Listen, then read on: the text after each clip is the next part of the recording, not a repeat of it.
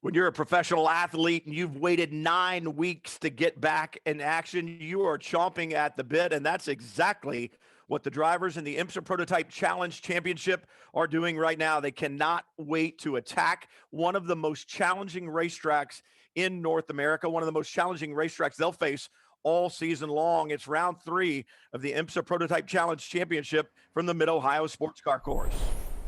Welcome in, everyone. I'm Brian Till, along with Jeremy Shaw. Take a look at this racetrack, 2.4 miles of frustration with just a couple of places to pass, the keyhole being one of those locations that you want to get it done. Also, turn 4, as you head into Madness, you can force a pass maybe in 5 or over in turn 9, but then through the carousel, one of the slowest parts of this racetrack, back down the front straightaway. That's a lap at Mid-Ohio, sitting just about halfway between Cleveland, Ohio, and Columbus, Ohio, is this jewel of a racetrack. Jeremy Shaw, we should see some awesome action today as the car's out on their warm-up lap. Take us through the grid. Yeah, good morning. Thank you very much indeed, Brian. This is round 3 of the IMSA Prototype Challenge for 2021, so halfway through the 6-race season. 15 cars we're expecting, although we're not sure whether Jim Cox in Caliber 91 for Riley Motorsports will start this race. I think they were just trying to get some extra practice for the IMSA WeatherTech Sports Car Championship race later today. On row 7 of the grid, Steve Scullin in Caliber 46, that's a Duquesne for CD Motorsports, alongside George Stakos, Caliber 61 for Conquest Racing in a Norma M30. Row 6 of the grid, John Brownson, Caliber 47 for 47 Motorsports, another Duquesne chassis, alongside the Ligier for Sean Creech Motorsports of Lance Wilsey, Caliber 24. He's fastest of the 2 P32 contenders. Row 5, Bruce Hamilton, Caliber 60 for Wolver Racing, a Ligier, alongside Duquesne for Robillard Racing, Caliber 43 is Joe Robillard. Row 4 on the outside, Jason Grabe, Caliber 74 for 47 Motorsports, another Duquesne chassis, alongside another Ligier JSP 320 for Junior 3 Racing, Caliber 3 is Terry Olsen.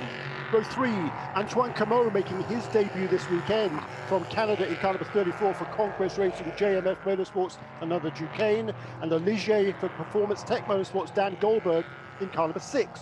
Row 2 on the outside, Alan Brynjolfsson, winner last time out at Sebring in Caliber 7. The Volt Racing with Archangel Ligier, alongside the similar Ligier, the MLT Motorsports Championship leader, Caliber 54, is Josh Sarchet.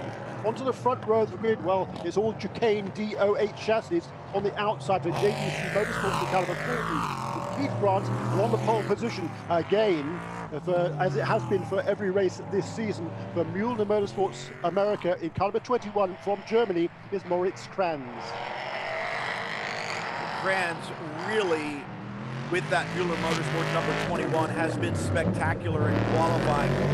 On the pole at Daytona, took the victory, he and Lawrence Hare, and then at Sebring on the pole again, a 5th place finish, 2nd in the championship right now, but he is going solo this weekend as Lawrence Hare has other obligations. And I talked to Fritz yesterday and I said, are you ready for an hour and 45 minutes around Mid-Ohio? And he said, well, you know, I do a lot of endurance racing, but he has not been to this racetrack before. And I can tell you, thankfully, it's a cool day because in these prototypes, it's quite hot, and this is an incredibly physically demanding racetrack. An hour and 45 minutes behind the wheel in a prototype around here is a big workload, Jeremy. Well, it certainly is, Brian. The good news for him is it's relatively cool this morning. I did a pilot challenge race around here some years ago in a Lexus. I'll tell you what, that was a long stint, and I was absolutely bushwhacked at the end of that one. So yes, it is very physical here, but a great racetrack, and it's going to be an interesting race. There's enough cars here to make things interesting. Not too many, I think, to get too crowded out there. Pace car, that beautiful Acura TLX into pit lane. The field will begin to get lined up. Interesting here at Mid-Ohio because of the location of the carousel. The finish line right after that, cars start on the back straight between turn 2 and turn 4. It gives you a long run down into 4 and really gives the starter a better look and the field a better opportunity as they can get lined up out of the keyhole and get ready for the start here. So looks a little odd to be coming down the front straightaway with no pace car in front, but field now lined up nicely.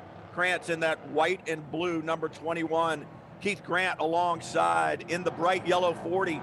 his brother on the pole here last year. David Grant qualified on the pole. Call this their home track, if you will. A lot of experience here for the Grant brothers. In third is the 54. That's your championship leading car right now, the orange and black number 54, and alongside him, that fluorescent yellow number 7 of Alan Brynjolfsson getting ready for the start. Grant slow, side by side. Grant looking for a jump perhaps, and they are slow in the starter zone. Flag waves. We're racing at Mid-Ohio. It is on down to turn 4, the first heavy braking here, and Grant drops back a little bit, but then under braking, able to slide in front of the 40. Yeah, it's going to take a little while to get these tyres up to a full working temperature here because it is fairly cool this morning. And I'm a little bit surprised there that the Grant brothers, in this case it was Keith who started the race. He has a huge amount of experience around here at the Mid-Ohio Sports Car Course, primarily in Formula Atlantic cars, but he's also done this race a couple of times. I'm surprised he wasn't being a little more aggressive on that opening stance. So it is Moritz Kranz who leads this race. Well, when you look at Kranz and the vast experience that he has, I was talking to him yesterday, he said he has over 10,000 laps at the Nordschleife at Nürburgring. So this is a guy who has won sports car championships. As you see that 21 weaving back and forth down the front straightaway, doing exactly what you said, Jeremy. That's trying to find some temperature and some pressure in these Michelin tires. Yeah, and it's going to take a few laps, I think, to really get these tires working well. But that was a really good start from Moritz Kranz, using his not necessarily experience here at Mid-Ohio, but in general on the cooler tires. I mean, he's used to all sorts of weather conditions at the Nürburgring, so I'm sure just a little bit of coolness in the air really isn't a problem from him. But that was a great start by Kranz, and he's now got a relatively comfortable 10 or 12 car length lead over Keith Grant, with Josh Sarchet, the championship leader. He'll be handing over that car to Dakota Dickerson, who's won twice here already in the Prototype Challenge over the last few years, and also success in other series here as well later on in this 1 hour and 40-minute race.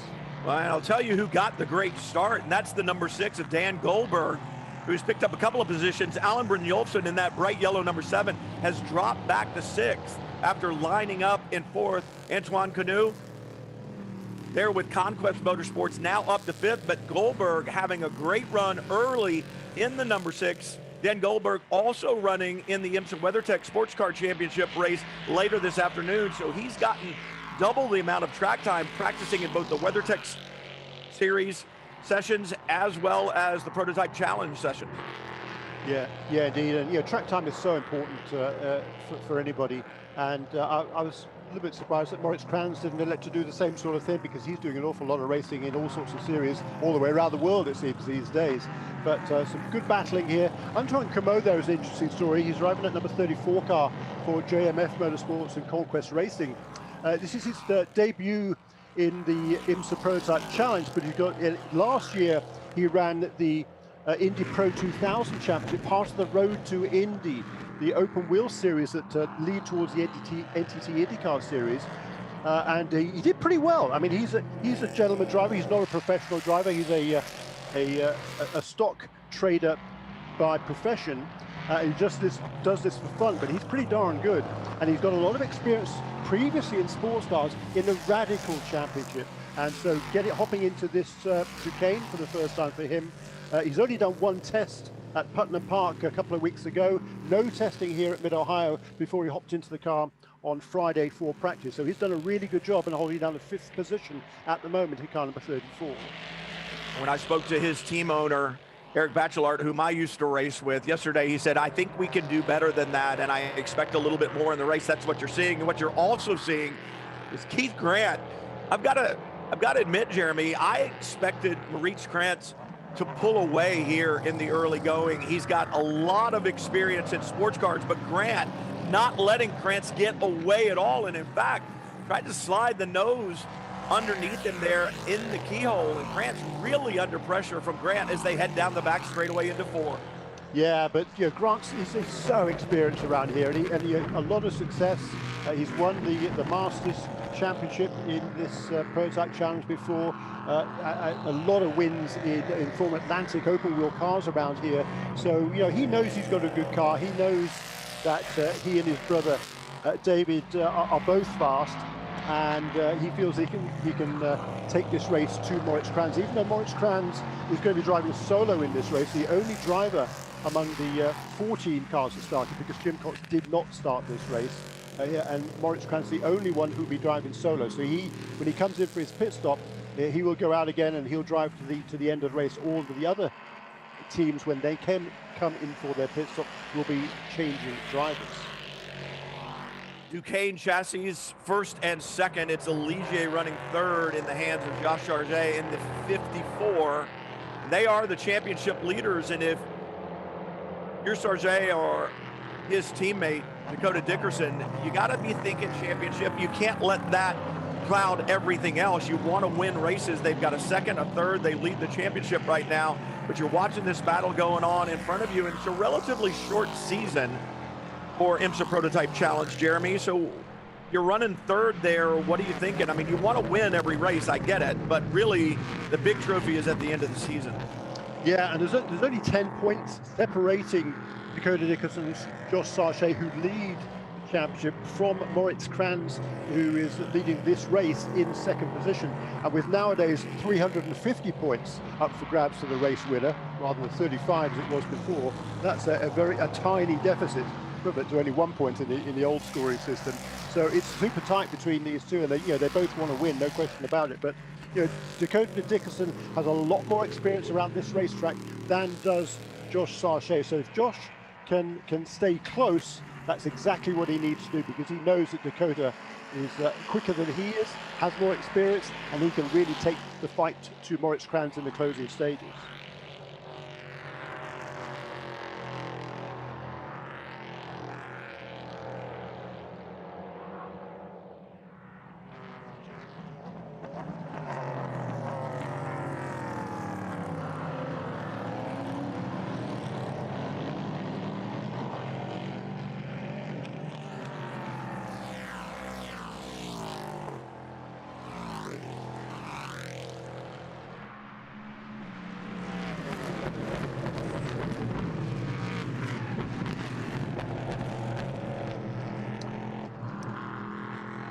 So on lap 6 now, it's still Moritz Kranz who leads. Keith Grant right on his tail. Josh Sargent hanging in there as well in fourth position.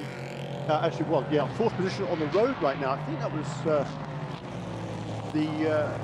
George Stakos has not been lapped here. He's in fourth position, actually closing a little bit now is Dan Goldberg. He's dropped back a little bit in the fourth position, but he's now closing up again on the three leaders. Antoine Cremot hanging on there in the fifth position as well. And a longer gap than I had expected to be back now to sixth position is Alan Brynjolfsson, that bright yellow number 7 car. That's the Volts Racing with Archangel Motorsports entry that won the most recent race at Sebring. They had a difficult start to the year at Daytona, involving an incident early there, but with that victory, moved themselves back up to 4th place in the point standings. You talk about knowing your co-driver, and Dakota Dickerson getting in and taking over for Josh Sargent. You think about the 7 of Alan Brynjolfsson. He knows that he's got Trent Hinman, one of the best in the business, sitting on the box in pit lane. He'll hand that car over. So there's another driver, Jeremy, who knows, hey, I just need to keep it on the island, keep it up towards the front half of the field, and hand it over to Trent and let him try to take it to the front. When I was talking to Sargent yesterday, I was talking about the difference between the F4 open wheel car and a problem there, a signboard on the front end of the 47 Motorsports. Don Brownson gotten off the racetrack somewhere and picked up a little bit of signage. What I was saying, Jeremy, though, about Josh Sargent, he said the biggest challenge that he's had, the car feels similar to a Formula car, but the biggest challenge is visibility. So hard to see out of this narrow cockpit opening. Let's see if we can see what happens to John Brownson. There it is. That is the fastest corner on the racetrack. That's the exit of turn 1. Grounds crew here doing a really great job of getting this racetrack in shape and getting that area behind the track out curves nice and smooth, so that if a driver does have an off like that, you can regain control of the car and get it back on the racetrack. But John Brownson now needs to get that car into pit lane. That signage, if it goes underneath that right front tire, it creates some serious handling issues. Yeah, that's not the way you want to be driving around here. You need a bit of downforce through the corners. He's actually stayed out on that lap. I guess he's sort of hoping that it'll kind of blow off, I guess. But hoping and actually happening are two completely different things. But he's been off to Mr. Excitement with John Brownson, massively experienced, of course, and just a real character as well. There's nothing he hasn't done or won't do, I don't think, John Brownson, from Breckenridge, Colorado. If we go back to the old IMSA Prototype Challenge Series that preceded immediately the IMSA Prototype Challenge Series, you've got a total of 136 starts dating back to making his debut in 2007. Well, and you think about it too, Jeremy, it's a cool day, but that signage is going to be blocking radiator inlets on the right side of the car, and there's that problem of downforce, perhaps a little bit of that debris underneath the right front. The problem, though, could be for the competitors who are coming up on him, because they're going to have to try to find a way. I would imagine Brownson's going to be headed to pit lane. Sure, his crew saw that down the front straightaway, and they'll try to get him back in.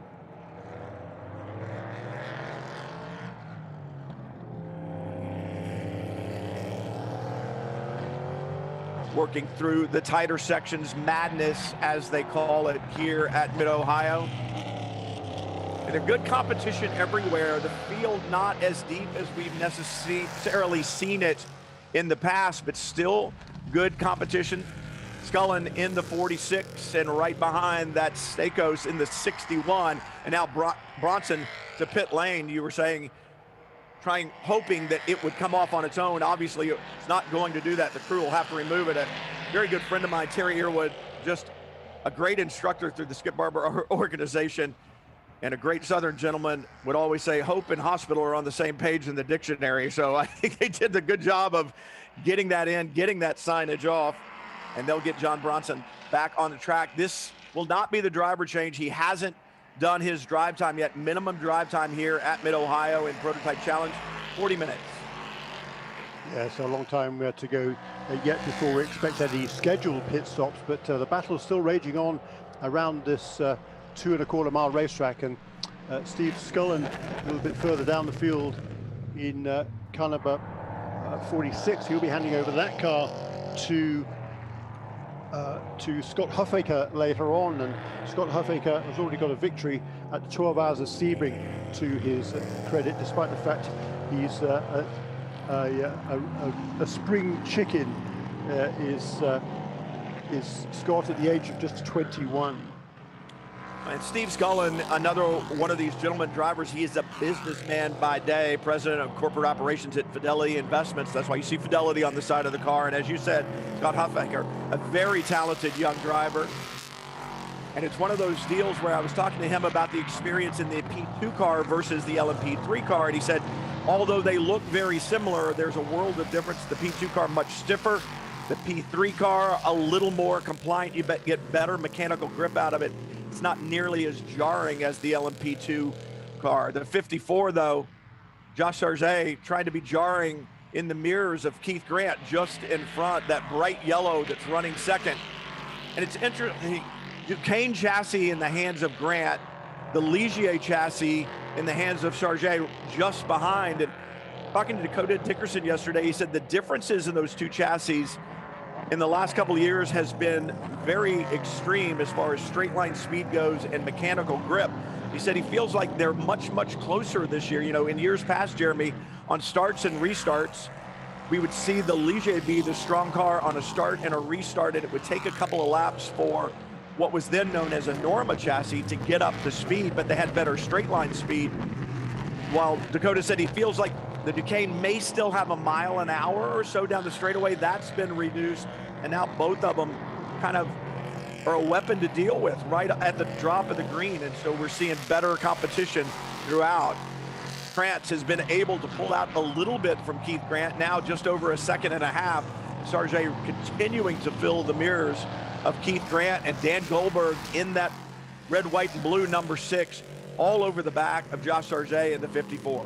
Well, that's right, Brian. Still super consistent and fast is Moritz Kranz in the lead. He turned the fastest lap of the race, 1 minute 19.33 on lap 7. We're now just about to just completing lap 11. Each of his last 3 laps have been a 1 1 minute 19.3 as well. So it's that sort of consistency and speed that extended that lead from just a couple of car lengths now to better part of 2 seconds over Keith Grant. But Josh Sargent hanging right there in third position. Dan Goldberg has closed up now to make that a 3-car battle for the second position, and Antoine Comeau, he's only another second or so behind them as well, all turning then very similar lap times. In fact, on the last lap around, Antoine Comeau turned the fastest lap of the race, 1 minute 19.2 in car number 34, and that compared the lap record here was set last year by open wheel standout Kyle Kirkwood at a 1 minute 18.8, and that is the race lap record.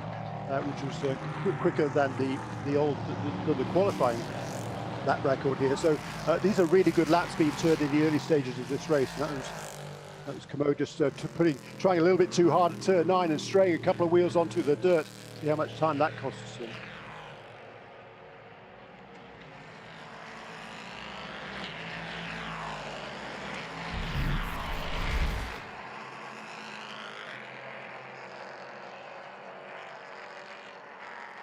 A replay there of Antoine Comeau just overstepping the boundaries just a tiny bit at turn 9. He got in a little bit deep, left his braking pads just a little bit too late over that blind crest. It's a really tricky corner. He runs wide, doesn't panic, keeps it under control, and it maybe cost him a few tenths of a second, but no worse than that. And like I was saying, big props to the ground crew, because they've made that nice and smooth at the exit of these corners, allowing these drivers to make a little mistake and not pay the ultimate price for it. So hats off to everybody here at the Mid-Ohio Sports Car Course for their hard work. That gives us this great racing that we're seeing on the racetrack. That's given Dan Goldberg a little bit more breathing space, because Comeau had been closing in on the back of the number 6, and Dan Goldberg can breathe easy, at least for a lap or two. Yeah, he'll be enjoying that, I can tell you. And Dan Goldberg, he's another one who's under pressure here, if you like, from the team owner Brent O'Neill, just bringing his car home. His co-driver Rasmus Lind, an extremely talented young Swedish driver who's making a really hot name for himself in the road to Indy over the last several years. He is his co-driver for this whole season, and Rasmus is fast, and he loves this racetrack. He's got a lot of success here in the past in both the USF 2000 Championship and Indy Pro 2000, so he knows the track really, really well. He's quick, and Dan Goldberg's only duty in that Motel 6 car that Performance Tech Motorsports, the number 6 machine, is to bring it home in one piece and let Rasmus do his thing in the latter stages of this race. The leaders now having to work through lap traffic. We had seen that battle between Steve Scullin and George Stakos, and that's the battle that the leaders are having to work through. Interestingly enough, remember, there are 2 different class LMP3 cars that compete in the Prototype Challenge category. 61 of Stakos is in the LMP3 2 category. He's run second there, Lance Wilsey out in front. So even though Steve Scullin and George Stakos were having that battle, it's really for an overall position, not in class. And now Antoine Comeau is going to have to work his way past Scullin in the 46. Yeah, Scullin doing exactly what he's supposed to. Just keep to his racing line. It's up to the other guys to find a way past him, and it can be really frustrating, because there's several places on this racetrack where the racetrack goes from right to left, and there's no easy way past. And if the driver is just staying to his racing line, which is what he's supposed to do, it's up to you to find a way past. And finally, at turn 1, Comeau does that, but he's all of a sudden he's lost a total of 3 seconds over the last couple of laps to the guys he was dicing with in that battle for second place with Keith Grant and Josh Sargent. And having closed up on the leader, Keith Grant, when he had to work his way through that traffic, he lost a little bit of ground as well. So the gap between first and second now out to just over 2 seconds. So just spread out just a little bit, the front 4 or 5 cars, but still a long, long way to go. Long, long way to go. And that's the thing about endurance racing. And I know some of the fans there on the hill in 4, 5, and 6, that area known as Madness, may be thinking, well, it's just an hour and 45 minutes, but there is a pit stop in the middle of it, and you know that you can use that pit stop to your advantage, or it can hurt you. So At an hour and 45 minutes, it is an endurance race, and for most of the drivers here, they'll be getting out and the co-driver will be getting in. We've talked about it, making sure that you've got a car to hand over as that battle between Scullin and that green and white 46 and George Stakos just behind him in the 61 has now re-engaged once the leaders have come through. Yeah, that's it's a great battle those two are having. It's really fun. George Stakos having sat out last season from Canada, unable to make the trip south of the border with the COVID-19 restrictions. There are still restrictions, but he had enough of sitting at home, so he wanted to go racing again. So here he is this weekend and having a super battle with Steve Scullin, but having lost a lap now to the overall leaders. That's certainly bad news for Scullin's co-driver, Scott Huffaker, but George Stakos, he's running in the P3-2 category for the older generation P3 cars. Lance Wilsey is his only competition for that category, and Lance Wilsey is well, he's about 50 seconds up the road in car number 24. And I think you got to give big kudos to George Stakos, because you talk about the LMP3 2-based machinery, that's year-old equipment, or the last spec, which means the engine is, I think, 40 to 50 horsepower off of the current LMP3 1 class machine, and he's doing a great job of battling with Steve Scullin, who is in the current spec LMP3 1 machine. That's true. It is a little bit heavier though, and I don't think it's an awful lot to choose between the engines from what I can hear. You can see what happens here, and Steve Scullin there is great job. Yeah. That was a great aggressive move by the 74. You got to do it, and you can get it done down there, but it takes two drivers to make a clean pass, and that's exactly what we saw there. The overtaking car putting the nose in, the car that was being overtaken saw it at the last minute, left that door open, and let him get through. Jason Rabe in the 74, who was working his way through. He'll hand over to Courtney Crone, who I'm so impressed with, and such a story, Jeremy, the 19-year-old. She has raced pretty much everything. I was talking to her yesterday, and she said she got to drive a vintage Formula One car last week. A lot of experience on dirt and midgets and sprint cars and vintage cars. She's never been to any of the racetracks that she'll race on this year in the IMSA Prototype Challenge 3 Championship, and just a very, very quick study, and got a tremendous future ahead of her. Yes, she has, and she's a background, as you say, in short track racing. So it's been a challenge for her to step across into road racing, but she's applying herself. She's driven just about everything, it seems, over the last couple of years, and really fine young lady. She works super hard at creating opportunities for herself. Dan Goldberg working his way past the 47, trying to stay in touch in that red, white, and blue number 6, trying to stay in touch with Josh Sargent just in front in the white, orange, and black number 54. Keith Grant in the bright yellow 40 just in front of them. And now, as this race goes on, you talked about the consistency of Moritz Krantz, and I think that's what we're seeing as the lead beginning to just eke out a 1/10 of a second at a time, lap after lap, Jeremy. Yeah, and the pace at the front is really hot right now, because Moritz Krantz on consecutive laps set fastest laps of the race, down now to a 1:18.6, and as I say, that down to Antoine Comeau has just gone faster in that 5th place car for JMF Motorsports Conquest Racing. Antoine Comeau just turned a 1:18.363. That is not hanging around. That is a new lap record here for the IMSA Prototype Challenge, and he's trying to reduce that deficit to Dan Goldberg in car number 6. Round 3 of the IMSA Prototype Challenge Championship from the Mid-Ohio Sports Car Course continues. Krantz out in front. Josh Sargent, Dakota Dickerson, pilots of the number 54, now in 3rd. Keeping that championship in mind, Sargent knows he's going to hand it over to the much more experienced Dakota Dickerson at the stop. They're thinking championship for the Grant brothers, Keith and David, who run 2nd right now. They're thinking about their first victory in this championship. They would like to get that on what they consider their home track. And there are a lot of other drivers in the field who want to see that checkered flag first.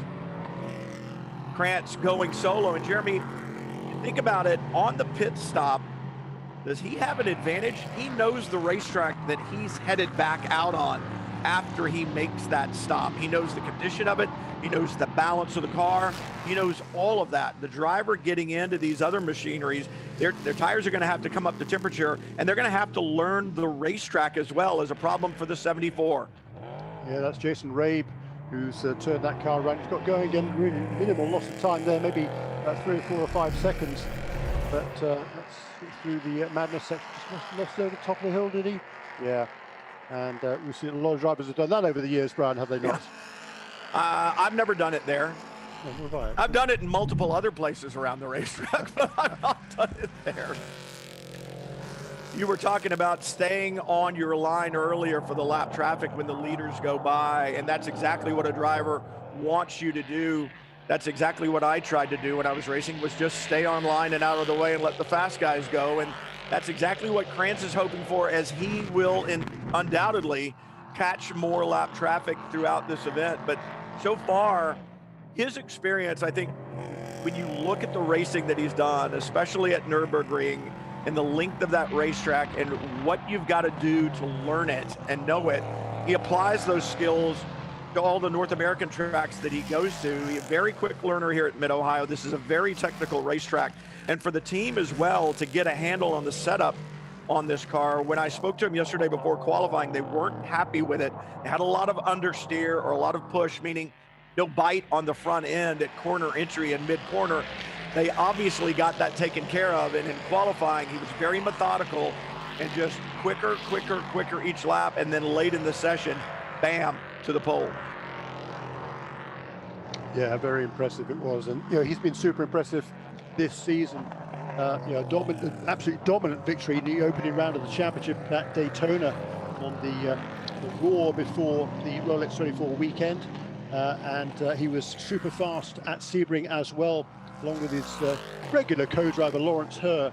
They were on the pole position, set the fastest lap, led a goodly portion of the race, but ended up finishing in the 5th position there. But Moritz Krantz, with all the experience, even though he hasn't been here before, learned this track very quickly and doing a really nice job at the head of the field. And that gap between first and second, now back to the bright yellow car of Keith Brandt, who is still with his mirrors filled by Josh Sarchet, is now up to 2.8 seconds.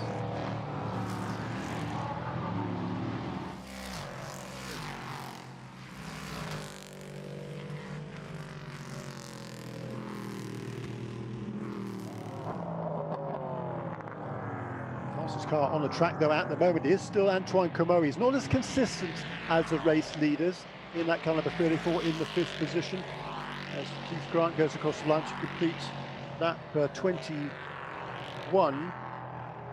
But Comeau he's quick. He's got that deficit down to Dan Goldberg now to under 3 seconds.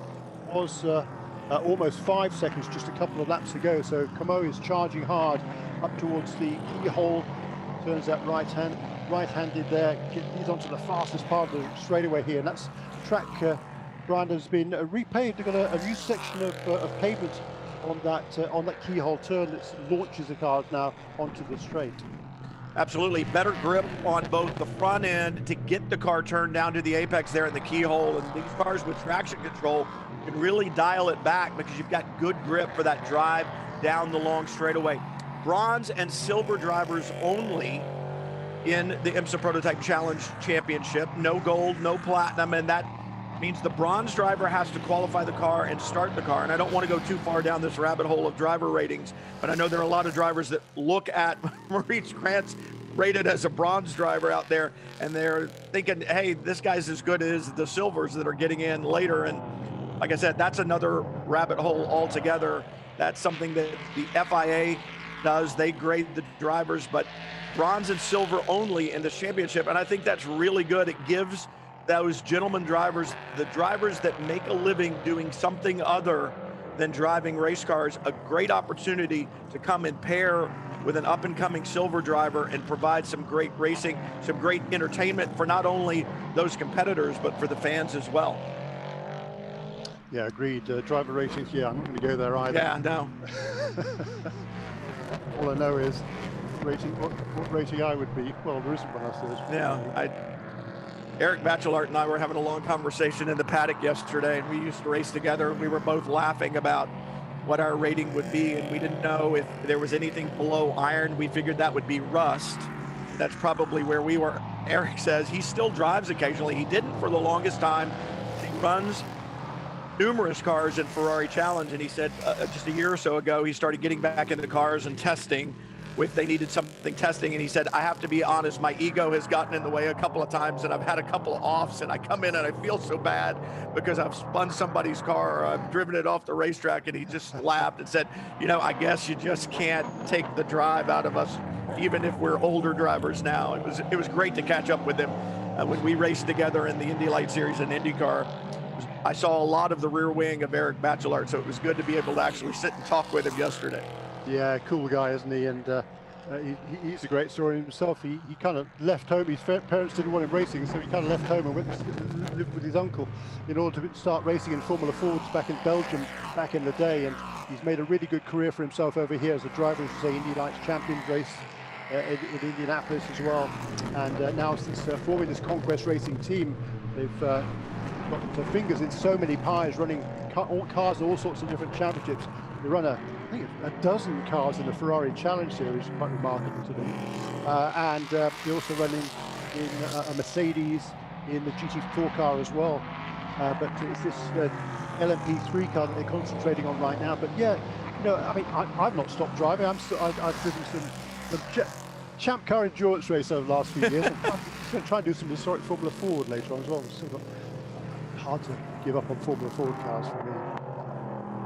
Yeah, I could understand why. They're such a blast to drive. Grant's now having a difficult time getting through traffic, and who's right there?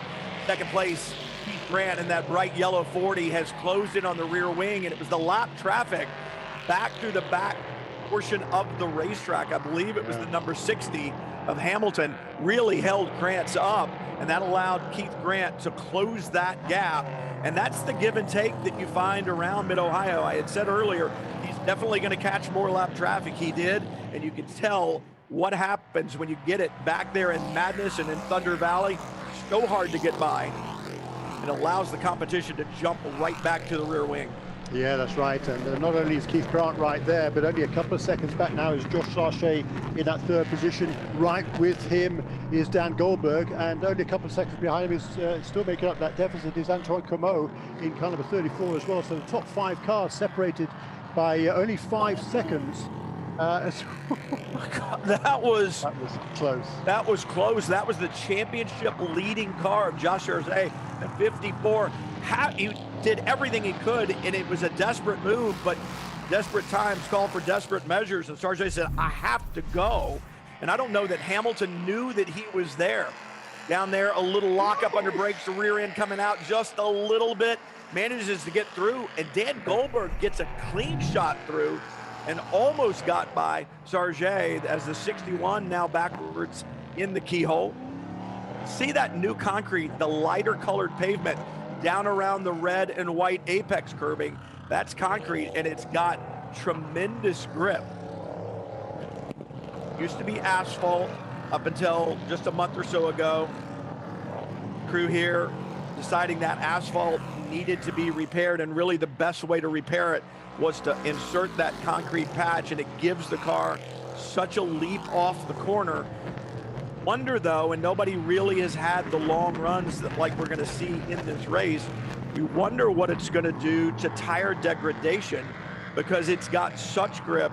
That left front really takes a punishment as you compress coming off the keyhole. Now Sargent beginning to pull out a little bit more over Dan Goldberg, and for the leader Maurice Krantz in the white and blue number 21, able to get by Steve Scullin in that green and white 46, a little bit easier time than he had working through lap traffic, and certainly an easier time than Sargent had just moments ago with the 60. Yeah, and I think Bruce Hamilton gave him room there, but I think just Josh got into the corner just a little bit too deep on the brakes and slid sideways, and almost made contact, and hats off to both of those two there for not making contact. I don't think they quite made contact, did they? It was awfully close, certainly. Awfully close. And I wonder, Jeremy, I'm watching the 54 a little more closely now. Apex out on some of these corners, and what I see looks like maybe there is some tire degradation. Perhaps this car beginning to get a little bit loose, meaning the rear end sliding around a little bit as he tries to apply the throttle coming off the corners. And that's something that the team may tell Josh, and it's something that he's not used to having. Hey, maybe a little turn of traction control, add a little more traction control, help save those rear tires a little bit if the car is beginning to get loose under acceleration. Yeah, you know, this is it's a low deg track, as I say, low tire degradation. It's not grippy around here. The tires tend to last longer here. It's not nearly abrasive as many other tracks on the circuit, is it? So it's certainly not normally a factor here. But you know, with that new concrete paving up in, is it concrete or is it asphalt? It's concrete. It's concrete, yeah. You know, different grip coefficients with the asphalt and the concrete section up there. There've been quite a few teams complaining, quote unquote, this weekend of the cars understeering, and that's the critical corner, of course, because it leads on to the longest straightaway here at Mid-Ohio Sports Car Course. But that is a common, quote, complaint by drivers at this racetrack, and that is no grip in the front end. And that's why I said it's a very technical racetrack. The driver needs to understand the car and needs to be able to give the information to the engineer so the engineer can make the changes. And a lot of times you get tricked here in chasing the car when it's really a driver-induced issue. So you've got to be really careful, and the driver and the engineer have to work really closely hand in hand. And there's got to be a lot of trust there that from the engineer's part that he's getting the proper information from the driver, and a lot of data acquisition gone over to make sure that the driver's giving the car the proper inputs, because you can chase your tail here all day long trying to find balance in the car, and it really is an issue of the cars just not being driven the right way or put in the proper place on the racetrack. A lot of nuances here with camber, elevation change, compression, and the like. And like I said, you can chase your tail. Yeah, you can.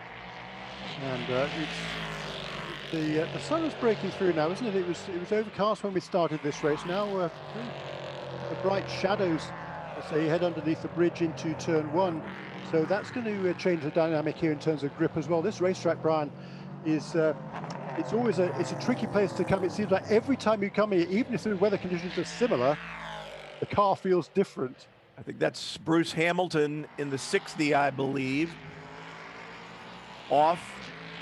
Yes, indeed. And see the light's still on, so I think he's got fire. Indeed, he does. The question is, can he get that car moving, those slick Michelin tires, to try to get it moving? That's at the exit of the carousel. Typically, you don't see a car off there, and Hamilton doing the right thing. Yeah, stop there, Bruce. Because you couldn't get it uphill. He needs to get that car looped around to get it back on the racetrack, and the officials will wait as long as they can. Let's see how it happens. Oh, he got loose coming off the carousel, Jeremy, and just never caught the rear end. It kept coming around, I believe. Yeah, I think as the King of Richard Petty would say, just got a little bit behind on his steering there, did Bruce Hamilton, coming off the carousel. He's another guy who's been driving Form Atlantic cars for many, many years, and he's already lapped down now. It's just a shame because he and Tony's Kazimets, who will drive this car, Tony's massive amount of experience. He's been Bruce's driver coach for many, many years, and sharing the car in the Prototype Challenge for the last 3 years. Super fast, so fast, in fact, he set the fastest lap of the race last time out at Sebring. That's Tony's Kazimets, who will take over the number 60 car at the pit stop.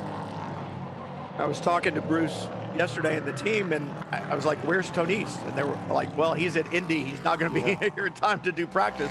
So with the month of May starting at the Speedway and the GP yesterday, a lot of back and forth for guys like Tony's who are driver coaches. And see that late move there. Hamilton knew that he had a problem at the carousel last time out. He's off the pace. Really heads up driving on Bruce Hamilton's part there in the 60 to let the leaders through. Yeah, that was heads up driving. And Tony's he was coaching for Pabst Racing at the Indianapolis Motor Speedway on the road course yesterday in the Road to Indy teams, and they had a great weekend. One of their drivers, Eugene Sundararamu, won won a couple of the races and now leads the championship. Whoops, there's a spin for Antoine Comeau. That's He closed right up onto that battle for third, fourth and fifth, and now he's had a spin that's going to lose a lot of ground. Yeah, that's up and over turn 9. Same as before. Yeah, I think he got wide at the entry, Yeah. Jeremy. You could see dust and dirt coming off the left rear. And that's, if you just miss the turn in there, it's off camber. It's hard to get the car in. And if you just miss the turn in, you're not going to get to the apex. You get out there in the marbles. Remember when I said I had never spun in turn 5? Well, I know turn 9 really well. I'll just say that. I've been backwards there several times. It's a place that's easy to get it wrong. You got to kind of thread the needle up and over as you go through 6, 7, and 8 into 9, and it's easy to get lost and a little bit behind the car. Speaking of behind, Keith Grant still behind Maurice Granson. For Grant, every time he glances in that mirror, he sees bright yellow as the 43 Joe Robillard onto pit lane.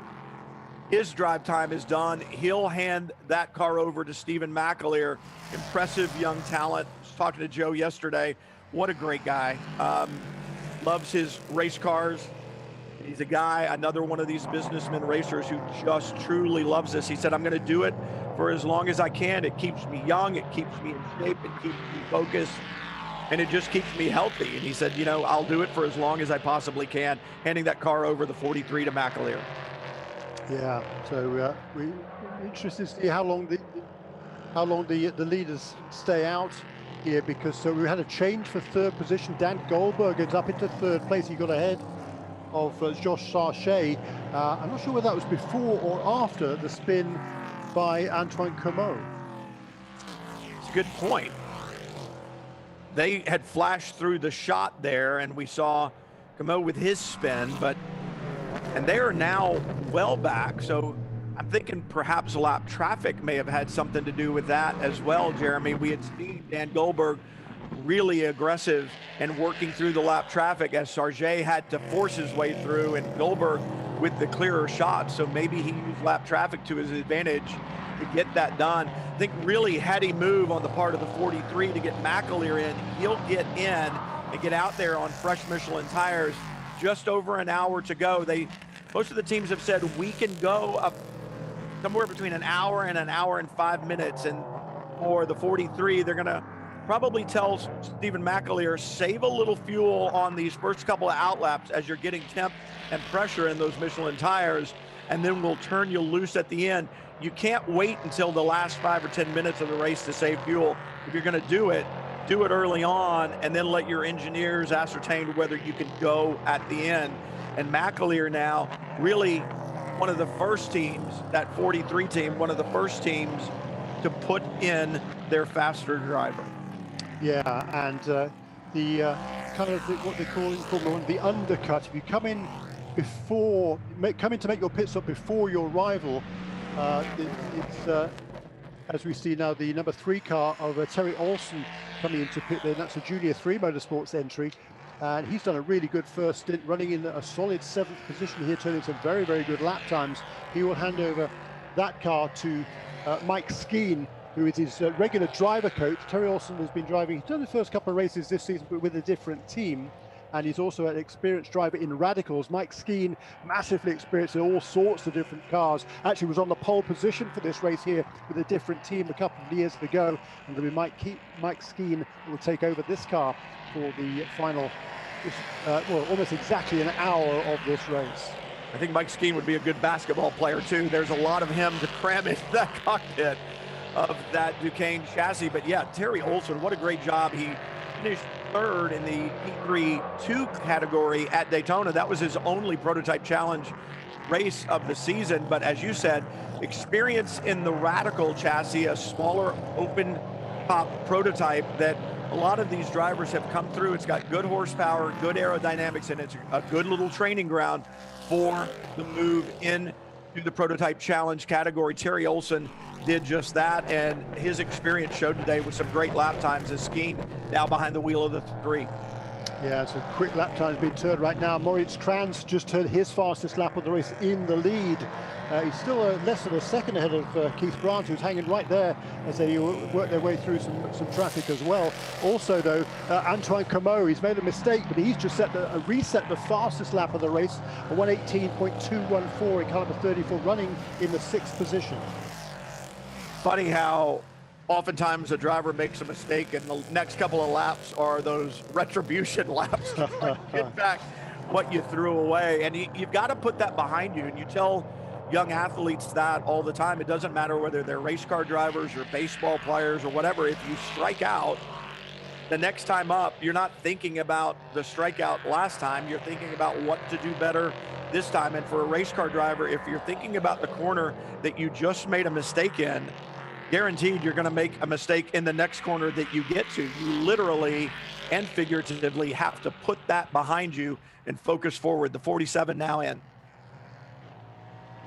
Yeah, the 47 car coming onto pit lane there. And that'll be handing over to another talented youngster, Dario Cangolesi. Unfortunately, Dario is from Chester, New Jersey, a 21-year-old. Unfortunately, he's going to be a couple of laps down after that early incident for the number 47 car, John Brownson. Picked up that advertising haulage, didn't he? And they're always looking for sponsorships, but that's not really the way to go find it.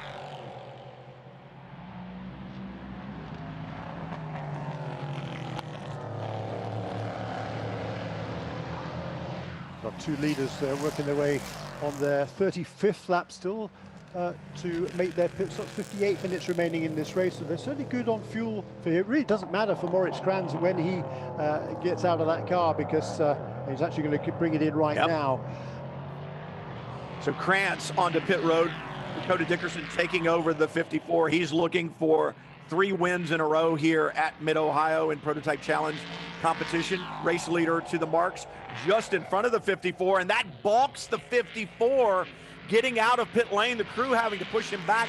That's going to cost time, and I'm not sure whether Sargé was forward in the box or the 21 back in the box, but that was really tight. And with a pit lane this open, I didn't expect to see congestion on pit lane like that, but I can tell you Dakota Dickerson is going to be frustrated by that, not able to get out because of the 21.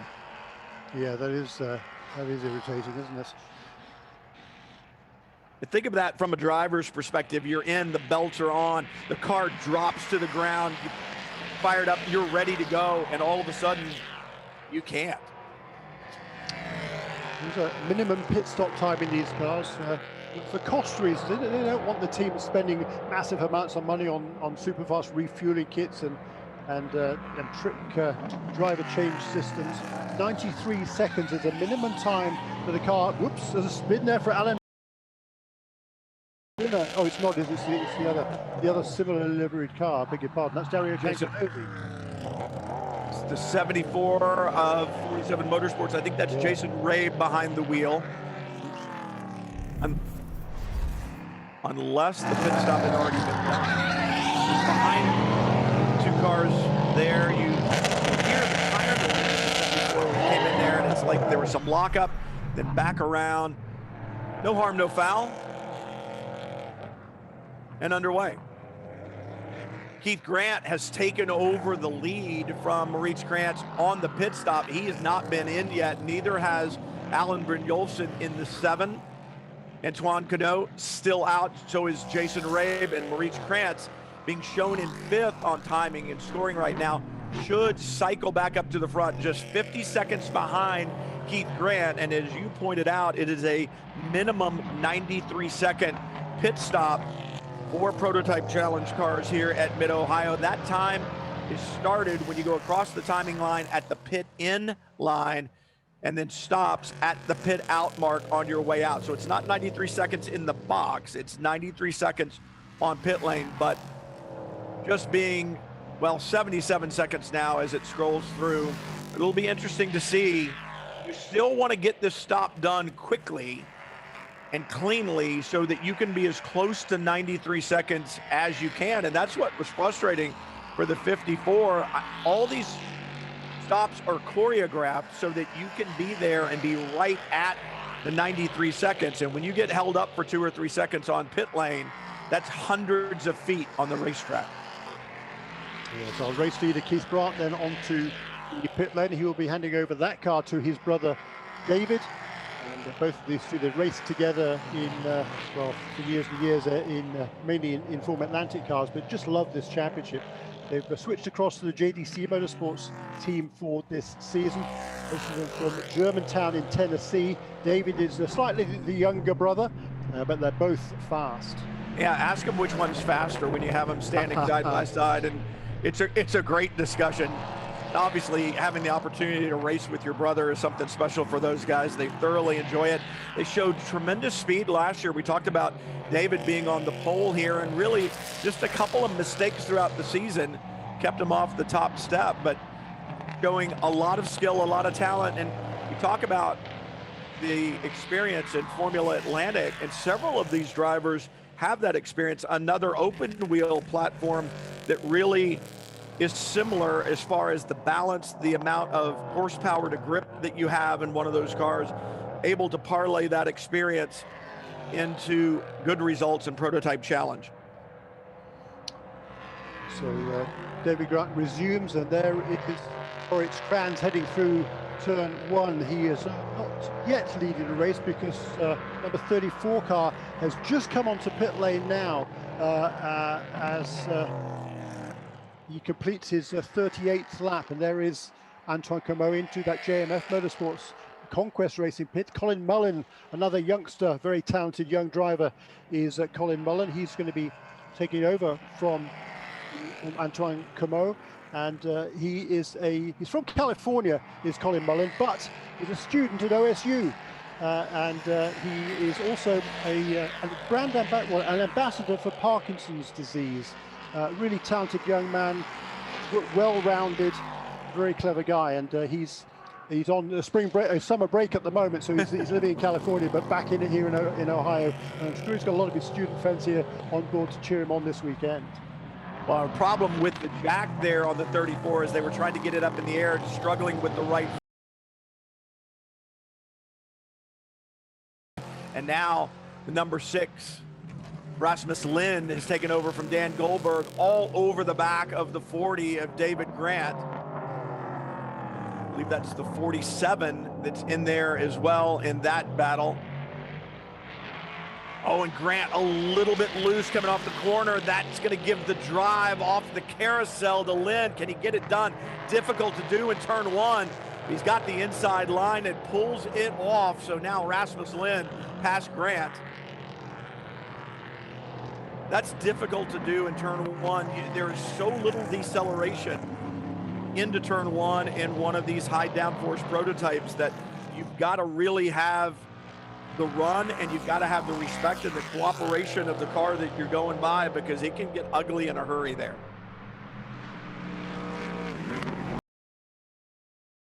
For Moritz Kranz, he's come out of the pits. He knows his car. He's just turned 1 minute 18.7 on just his third lap out of the pit, so quickly up to speed again is Moritz Kranz. And for the other drivers taking over from their co-drivers, much more difficult. They've got to get a feel for the racetrack this morning conditions. A little bit different to what they qualified in yesterday afternoon. Ken Gliolosi, easy for me to say, in the 47, all over the back of the 40. This is not for position, because that 47 car is down in the order. And David Grant needs to know that. You know, his crew needs to make sure that he knows that the car behind him is not for position. You don't want to fight too hard with someone and put yourself in a risky situation if you don't need to. No, he's defending the inside line. Rasmus Lind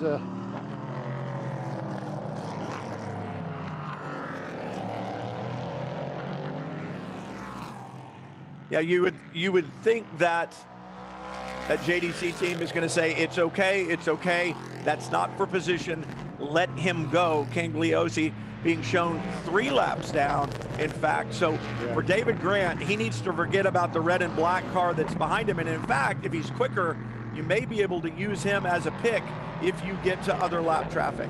Challenge, though, is a lot of these cars are going to have the quicker driver in them, the silver driver. For David and Keith Grant, they are both bronze. They're running in the bronze championship. And so they need to understand where they fit into this. Yeah, I got a little bit confused there, and the reason I got confused is because Rasmus Lind had passed David Grant on that last lap. So Rasmus Lind in the Motel 6 car is up and pulling away now in the second position. Moritz Kranz turning some fast laps, 1 minute 18.596 for Kranz last time around. That's only 700th of a second away from his fastest lap of the race. But Rasmus Lind up into second has set a new fastest lap of the race, a 117.6. And a little bit further down the field, Mike Skeen has gone even quicker, 117.179 in car number 3, who is still on the lead lap, but quite a way behind on the racetrack. I think it's one of these things where you look down the order now for the driver pairings that are silver and bronze, and you look at the names of some of these silver drivers in the cars right now: Rasmus Lind, Trent Hinman, Colin Mullen, Dakota Dickerson, Mike Skeen, Stephen McAleer. It is a very, very talented group of drivers, and this is exactly what you didn't want to happen, fighting a car that didn't matter for position. David Grant around. He may have gotten help. Couldn't tell if there was a little bit of contact there or not on the right rear, but again, fighting for a position that you didn't really need to fight for because it really didn't matter in the overall order, Jeremy.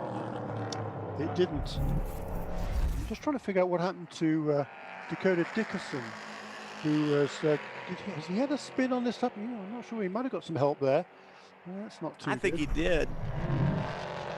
I think there was a little bit of contact there from the 47 into the right rear of the 40. Grant goes around. Hinman up to third now, 17 seconds behind Krantz. Lind running second, and Dakota Dickerson being shown back in sixth. Yeah, and a slow lap last time around for Dakota. He lost about 10 seconds on that last lap. Not quite sure don't think we saw what happened to Dakota Dickerson, but that certainly is not good news for his championship aspirations. Coming here with the points lead, but only by 10 over Moritz Kranz, who is again now out in front of this race. But the gap has come down significantly because Rasmus Lind has just gone faster again, 117.5.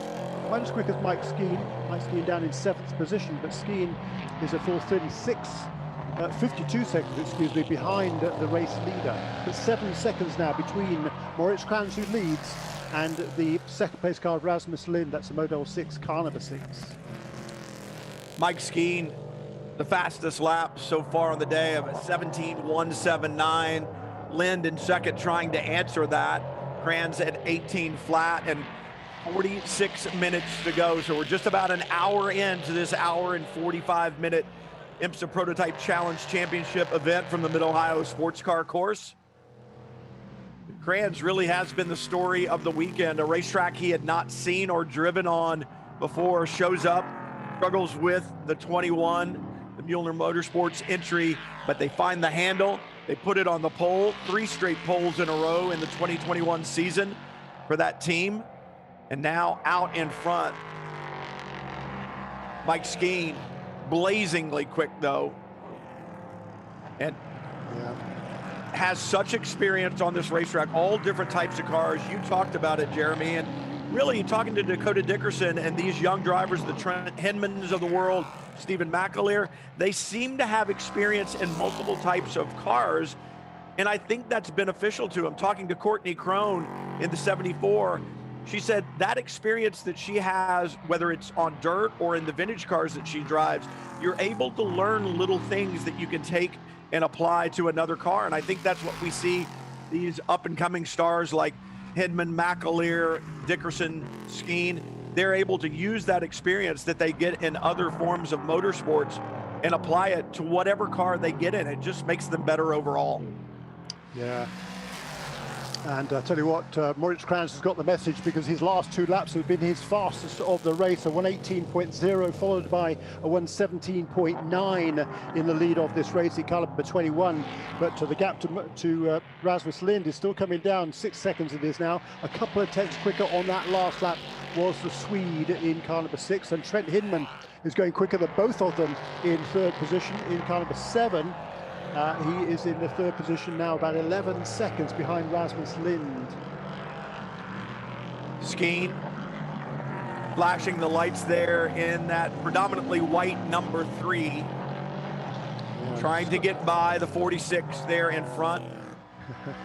And there's another talented young race car driver, like we're talking about, all these guys that are lined up in the silver category now. There in Huffaker, he's very, very quick. And for Mike Skeen, he's going, hey, I'm in this, you're not, let me by. Yeah, that's right. But Huffaker, he's quick. I mean, he is fast. He set the fastest lap of the race in LMP2 at Sebring a few weeks ago, and now he's driving the LMP3 class as well. But he's not going to want to give up a position to anybody. He's going to try and pull away from Mike Skeen. But I'm sure that if he realizes that Skeen really is significantly quicker, he will pull over and let him by. But at the moment, he doesn't seem to be that doesn't seem to be part of his mindset. It's going to be frustrating if Skeen indeed is quicker. Well, I was going to say, I'm sure Mike's frustrated by that, because you always feel like you're quicker, right? So there you go. And that battle there with Skeen and Huffaker, that was a Duqueine chassis. Mike Skeen in the Ligier, 2 different chassis run here in the LMP3 category. David Grant in the bright yellow 40 through turn 4 up into 5, and Colin Mullen, who's taken over for Antoine Comeau, now doing a great job taking that 34 forward. And Colin Mullen is another one of these young drivers that you've heard his name, so you think he's been around for a while, but when you look at his statistics, Jeremy, he's come a long way in a relatively short period of time. It wasn't that long ago he was driving in Formula Ford. He won an SRO championship last year with Jared Andretti on board a McLaren in that series. So he knows how to win races. He knows how to win championships at a very young age, and a lot of experience gathered in a relatively short period of time in his professional motorsports career. Indeed so, and drove minis in the Michelin Pilot Challenge Series. He was a former Team USA scholarship winner a couple of years ago, went over to England, raced Formula Ford cars over there, as you say, and you know, he really is a talented young man, and he's smart in and out of the car, but there's all sorts of battles going on. He's trying to find a way past David Grant here, and Grant, with all his experience and in a similar car, these Duqueine chassis, it's going to be hard for Colin to find a way around. He feels he's faster, but in terms of the lap times, almost identical in overall terms in this race. 118.2 has been turned by the number 34 car, who's the pursuer, and the pursued. Both of those 2 times, by the way, set by the first. Mike Skeen in the number 3, still flashing headlights at the green and white.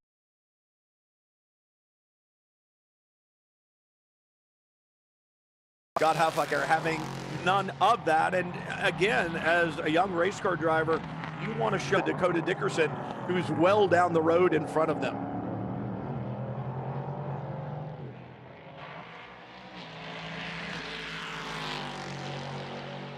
That's the battle between the Duqueine chassis, the white and green 46, the Ligier just behind, and they look very well matched.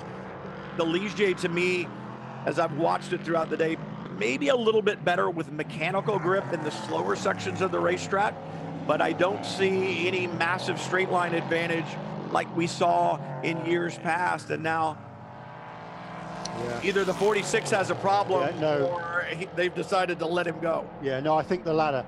I think just look at last time, Huffaker just turned his best lap of the race. It was a 118.2, but Skeen has turned a lap a full second faster than that. So I think the team would have been on the phone on the radio to Scott Huffaker saying, look, he's faster than you, just tuck him behind him. It's not the battle for position. Try to see what you can learn from this massively accomplished driver, Mike Skeen, in that number 3 car. Well, and you wonder as well if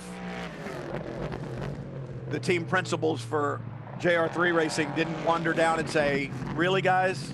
Yeah, I agree. Maurice Krantz still out in front. Rasmus Lind 4.8 seconds back with just under 40 minutes to go from the Mid-Ohio Sports Car Course. Trent Hinman now beginning to close in a little bit. And again, the names that you're hearing in a lot of these cars, these silver drivers that are in it right now, are names you're going to hear for quite a while in sports car racing. Some very, very strong young talent. Rasmus Lind in that red and blue number 6 with the Motel 6 sponsorship on the side of it, one of those drivers. Yeah, just 19 years of age is Rasmus Lind, the youngest driver in this race. They started both at 19 years of age. I think actually Colin Mullen's 19 as well. It's remarkable, isn't it? How young these drivers are. It's this level of the sport. It's remarkable to me, Jeremy, the confidence that Colin Mullen has in that Conquest number 34, the red and white, working through lap traffic. You saw David Grant get by easily back in turn 9. Mullen around the high side, which you don't see turn 9. We actually saw his teammate, Antoine Comeau, spin there by being high at the entry, but Mullen with a masterful job of finding traction even offline, got past the traffic and is now back in pursuit of that time loss that he had to David Grant. He wants to get back up there and see if he can't get by. Now, David and Keith running for the Bronze Driver Championship. I said this a few moments ago, both bronze drivers, the Grant brothers, but they still want an overall finishing position. So they're not just going to pull over and let them go saying, hey, we're running first in bronze right now. They want that overall finishing position. So David Grant's not going to give anything up by any stretch of the imagination. Absolutely not. And right behind those two is number 54 going through turn 9 right now. That is Dakota Dickerson, who's closing in. Dakota's best lap of the race was a 1 minute 17.3. That was set 3 or 4 laps ago, and he's closing in now on this battle for 4th and 5th place. He must have had a spin, I think, just after his pit stop, because all of a sudden he lost a fair bit of ground. Had been running in the 4th position, but he's now trying to make that up again, and he's doing some quick laps. Last time around for Dakota Dickerson was a 1:18.2. Colin Mullen with that traffic, a 1:19.3, so made up a full second on him last time around. Yeah, all of a sudden, Dakota Dickerson has joined this battle, and interesting to find out what the problems were for Dakota after that pit stop. We know he got hung up on pit lane. That was one of the issues, but as you pointed out, Jeremy, the lap time just wasn't there. It is now 17.388, right there with what Rasmus Lind is running, and just a couple of tenths off what Mike Skeen has done at a 17.1 in that number 3. Yeah, so Dakota, he's, as I said before, a huge amount of success at this racetrack. Just loves this place. He won here in 2019. He won this race with Dylan Murray. Last year, he won it with Dominic Cicero. So a 2-time winner here already at Mid-Ohio Sports Car Course in the IMSA Prototype Challenge competition. He also won a Formula 4 race here on his way to the championship in 2018. Heavy traffic here for that battle. Oh, look at Dakota Dickerson. He's going to get a run on Colin Mullen down towards turn 1. Use that lap traffic. Mullen got hung up, and Dickerson's through. What can Colin Mullen do? Now, if you're Colin Mullen, you might just go, all right, you go get the 40. You go get David Grant, because I couldn't get by him. Let's see if you can open up a hole and we can both go through. No, he's not going to be letting anybody pass. No. You can see it here. Mullen gets into the side, the right rear, as they're trying to work through that lap traffic, and that gives the run to Dakota Dickerson. Yeah, and Colin Mullen did a really good job there to not only keep control of that car, but keep Dakota behind him as well. Huge amount of respect between these two. I think they're both Team USA scholarship winners. That's a program that helps young American drivers in early stages of their careers. Dakota won it 5 or 6 years ago now. Colin just a couple of years ago, but both hugely talented. And this opportunity for Colin Mullen to drive this car. John Farrow who's actually from Canada, has set up a program also to help out young drivers.